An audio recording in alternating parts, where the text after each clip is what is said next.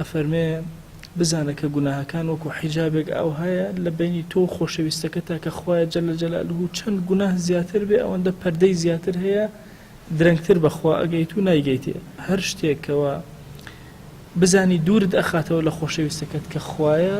واجبە کە تۆ لێی گەڕێی واتە واجبە لەسەری لە گوناهەکان بگەڕێی هەتاوەکو زووتر بەخوا جەلە جەلالوهو شاد ببی بەچی ئینسان ئەمەی دەستگیر ئەبێ کە گوناه نەکات و دوورکەوێتەوە ئەفەرمێ ئەوەیە عیلمی هەبێ بزانێت چەند خەتەرە گوناه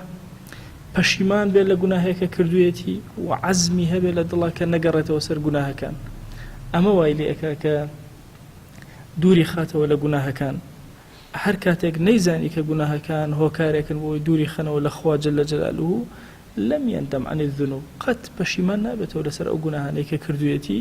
ولم يتوجع بسبب سلوكه طريق البعد أفرمي هيج كاتي هيج آزاري بيناغا لو يكل أخوة دور كوتتو وإذا لم يتوجع لم يرجع بخوا إنسان أجر إيشي بيناغا لجناها ناقرته لجناها كان أبي إيشي بيبقى أو هسكا أو بيوندي تيكتشو لقى الخوايا لقى الخوش بيستكيا جل جلاله